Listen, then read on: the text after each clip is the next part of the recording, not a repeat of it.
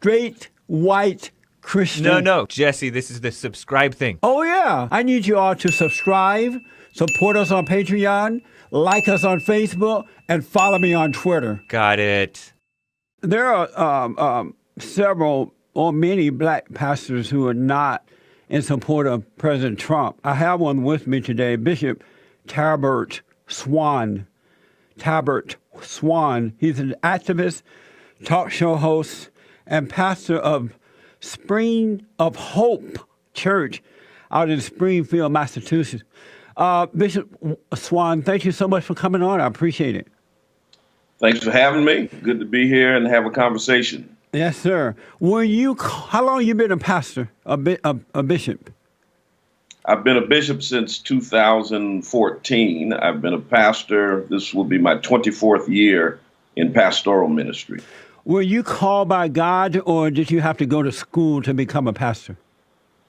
Well, I was called by God, and I also went to school. I'm a graduate of Hartford Seminary with a Master of Arts in Theology. Also, prior to that, attended Charter Oak State College and received a Bachelor's in Religious Studies. And then I also have a Master of Divinity from Gordon Conwell Theological Seminary and did some graduate work at Harvard Divinity School as well. Amazing. Why do men who are called by God have to go to school?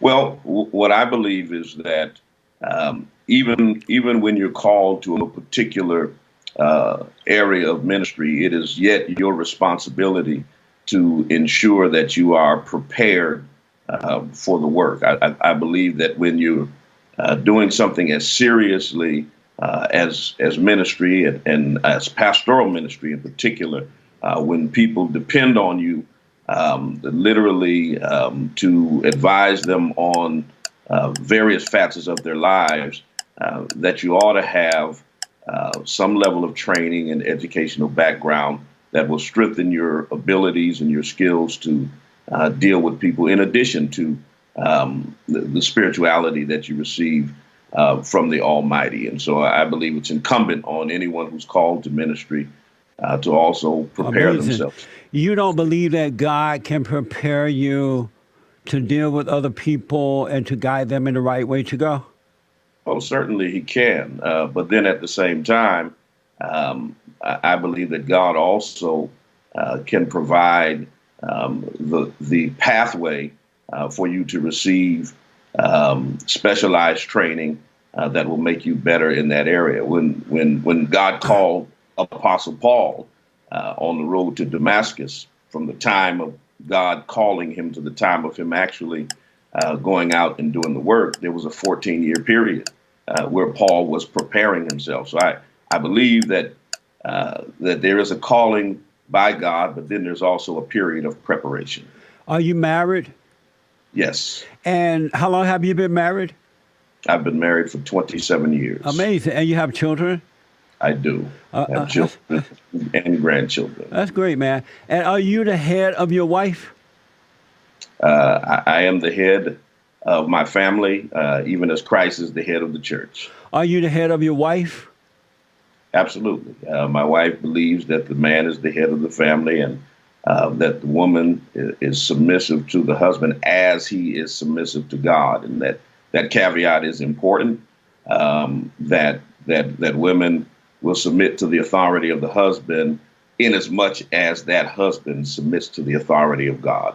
So if she doesn't believe that if your wife don't believe you have submitted to the authority of God, she would not submit to you? Well, I believe that that my wife understands the call that's on my life, and that what I do concerning our family, I do in the best interest of our family, and that I try to live my life in submission to God. But we do understand that there are those husbands who have not submitted to God. But if she didn't believe that you were committed to God, would she submit to you? If she didn't believe it, you knew you were, but she didn't believe it. Would she submit to you? I believe if my actions and my activity were not consistent, with biblical belief and practice, that she would not submit to me. Amazing. And I don't believe that she would be obligated to. Amazing. You and other black pastors signed a letter addressing Hillary for her attack on the rights of Christians to discriminate, for promoting abortion for blacks, and for ignoring black on black crime. Did you ever meet with her? We did not meet with Secretary Clinton.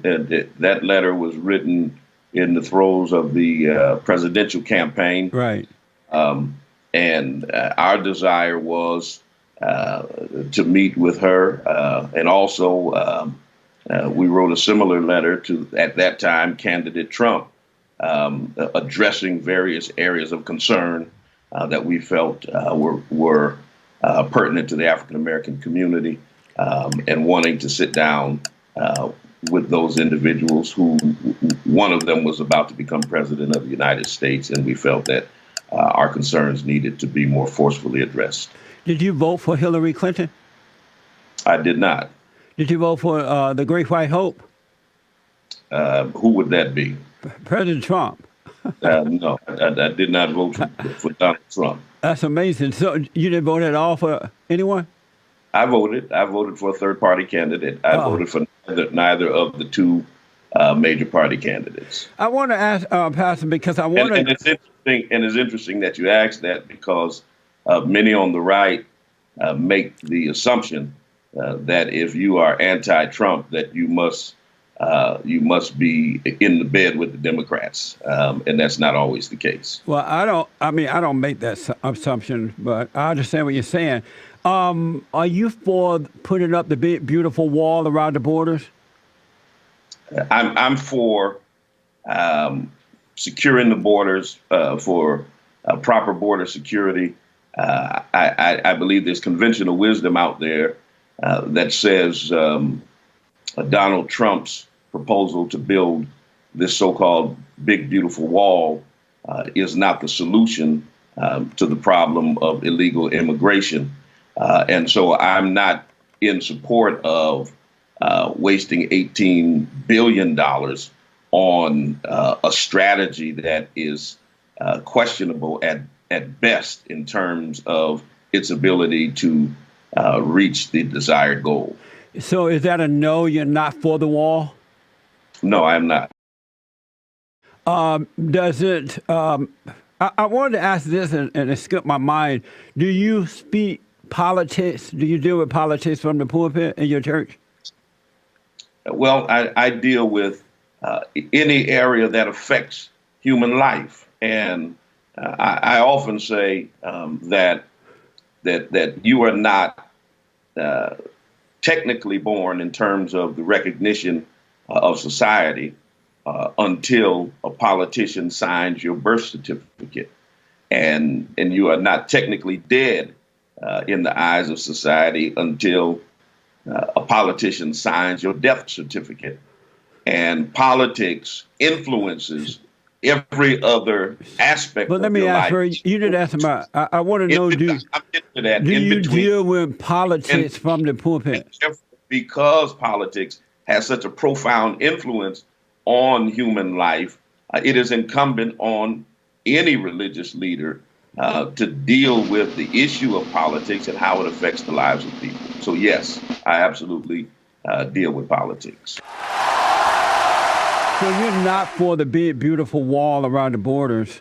And these illegals are coming in, and they're landing in the black community first and foremost, even though the fallen Messiah put some of them in the suburbs now while he was there. But these people are coming in, and they're ending up in the urban areas first. South Central LA, Chicago's North Side and all that mess, South Side. And they are coming in, and they're coming in, and they're hating black people because in Mexico, blacks are considered the underclass. They hate blacks in Mexico. And so they're coming in with a negative attitude toward blacks.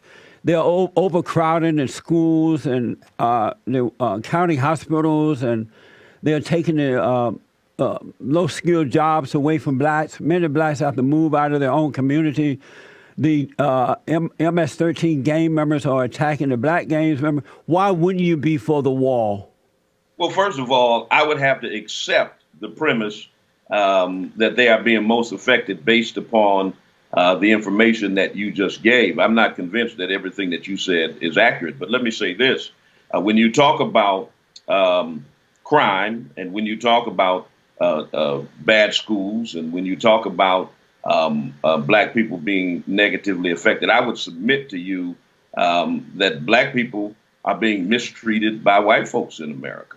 That our schools have been declining long before there was any influx of illegal immigrants going to those schools, and that every negative status indicator that you name has been affecting black people by the majority community in this nation, independent of any so-called undocumented or illegal population. You're not answering my question about the wall. I asked you about the wall. You're not answering that. You're responding to something that I didn't ask you about.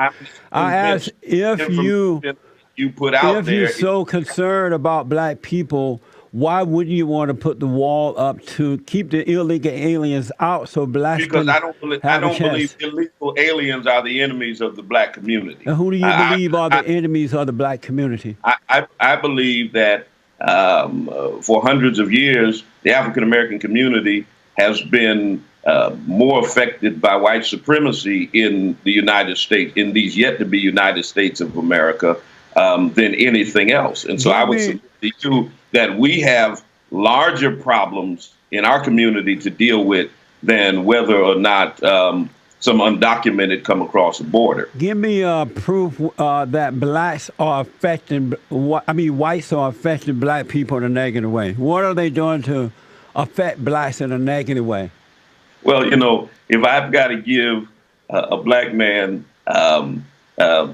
so-called proof about the effects of systemic racism in the United States of America, it's current and it's historical effects on African Americans. Where's the proof of it? Then that is problematic. Where's the proof, Bishop? The proof is evidenced in negative status indicators on the African American community throughout our entire history. The proof is the disparate treatment of African Americans by law enforcement. The proof is in the fact that in employment, that all things being equal, the wages of a black person are going to be lower than the wages of a white person who has the exact same experience and qualification. The proof is in the fact that African Americans who are qualified to enter certain schools are accepted at much lower rates than their white counterparts. Okay, and I can go on let's deal with disparities in American society that affect African Americans all day and all night long. Bishop, you're going on too long. I know, but you're going on, and it's ridiculous. But you asked me the question. I'm trying to answer the question. Give me a quick example of law enforcement affecting black people in a negative way. Well, the proof is in the pudding. When you talk about law enforcement affecting African Americans, it is absolutely proven by the statistic that racial profiling negatively affecting African Americans exists. It's clear. Two issues that need to be addressed: racial profiling and the police use of excessive force. Both run, first of all, afoul of the U.S. Constitution, but they are common practice in law. Let me ask about the racial profiling to the African American community. If black people were, if 77% of black children are born out of wedlock, if black men and women were getting married and raising decent children, which would also create a decent community, would the cops have to profile black people? If they were getting married and raising decent children, I'm not understanding your question, because I think children are innocent. And I think whether a child is born within You're not answering the question again. If a child is born within the confines of a marriage, or if a child is born out of the confines of a marriage, you're not answering my question. It's not the indicator of whether or not that is a decent child. And whether or not a child comes from a home That's not what I asked you. Or whether they come from What's wrong a with you? situation where they're not married, it does not give the police the right to racially profile them. If So black, I think your premise that children being born out of wedlock is the problem that It is. faces that spurs or is the catalyst for racial profiling is completely off base. it is the catalyst, because if blacks were married and fathers and mothers were good examples for the children wouldn't be joining gangs. They wouldn't be having there are truckloads of children. black people hold up, that Bishop. have been murdered by police Hold up, in Bishop. racially profiled incidents. So that premise is completely off They base. wouldn't be. There wouldn't be gang members. They wouldn't be killing each other. They wouldn't be killing and attacking white people as they're doing today. They wouldn't be selling drugs in their community. So, if So let me blacks ask you a had question. raised, if blacks had raised decent children, it Blacks wouldn't have do to raise be. decent children. They don't. They do. They do not. They absolutely do. So let me ask. Let me just throw the caveat in here. Most that blacks are white born folk out of raise wedlock. children- Hey, White folk raise children that join gangs, that sell drugs, that commit crimes. what does that and have to do with black people? that you just described? Yet they are not profiled like the African American community are. Let me ask, is it decent to have 77% of black children born out of wedlock? No, that is not a decent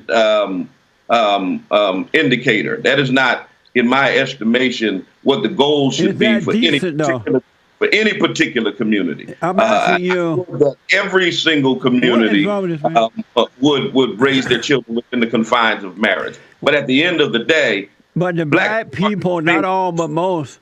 when black people are racially profiled, the police don't know what kind of home they came from. Bishop, The common denominator is the color of their skin. Bishop. That's the reality of it. Bishop, hey, Yeah. are blacks, most blacks, not all, but are most blacks suffering due to racism or the destruction of the family and the lack of moral character?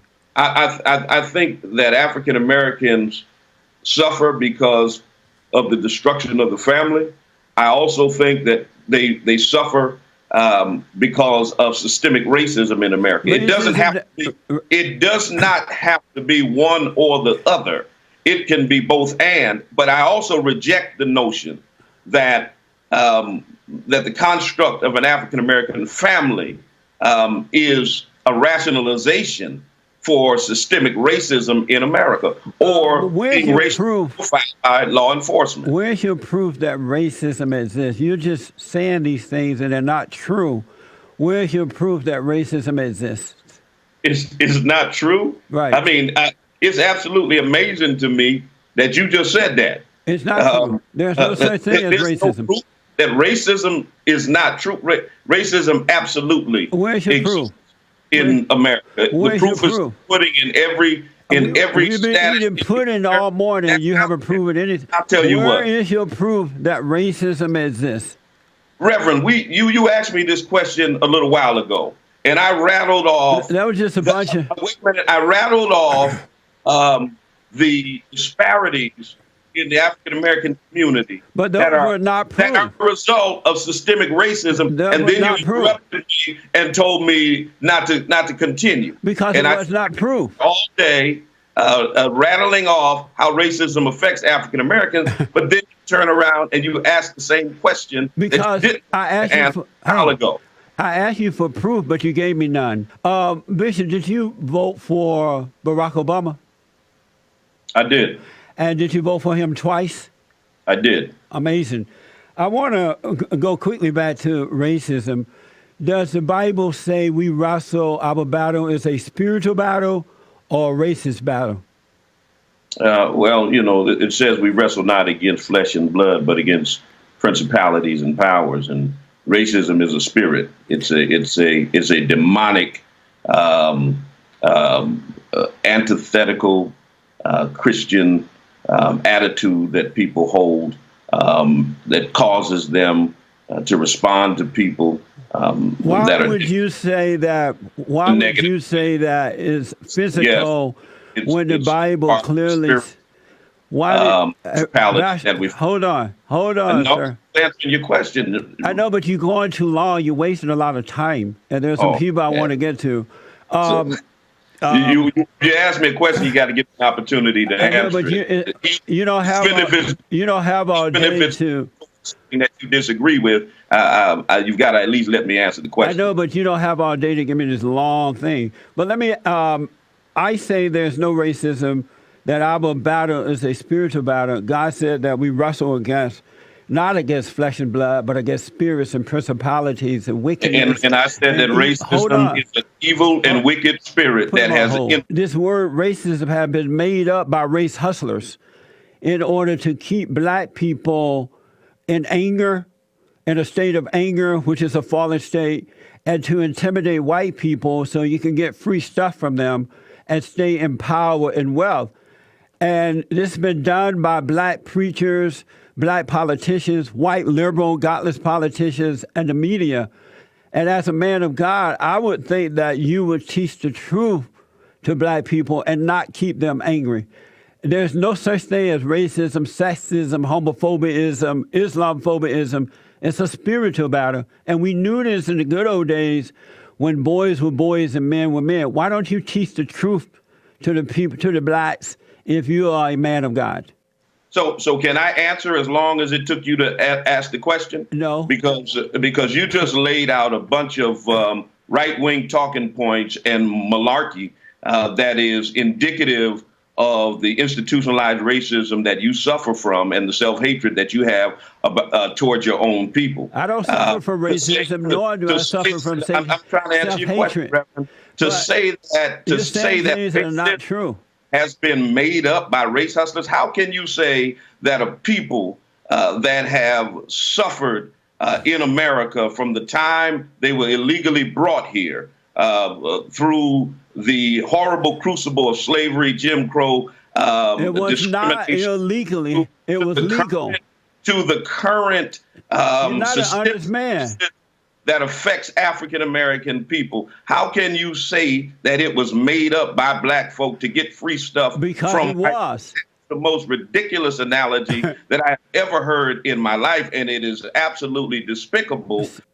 So let me ask, if black men were real men instead of beta men, if they got married and if they loved what was right with all their heart, soul, and might first, and they built jobs, they created jobs in their community, they watched over their children, as they did prior to the civil rights movement, if racism exists, why is it that blacks were better off before the civil rights movement when it comes to jobs and family, respect for one another? Why were they better off then prior to the civil rights movement than they are today? Well, that's a false premise, first of all. No, it's not. I grew up in it. Now, wait, brother, are you going to let me answer the question? Because you go on 10-minute, Give me a talk. short answer. Give me a short answer. No, I can't give you a short answer after a 10-minute question. Yes, you can. So first and foremost, I deal with good black men every single day. No, you don't. Black men who love their families. No. Black men who raise their children. Black men who love their God, their church, and their community. And for you to stereotype all black men. Not all, but most. For you to stereotype all black men is worse than when white folks stereotype us on a day-by-day basis.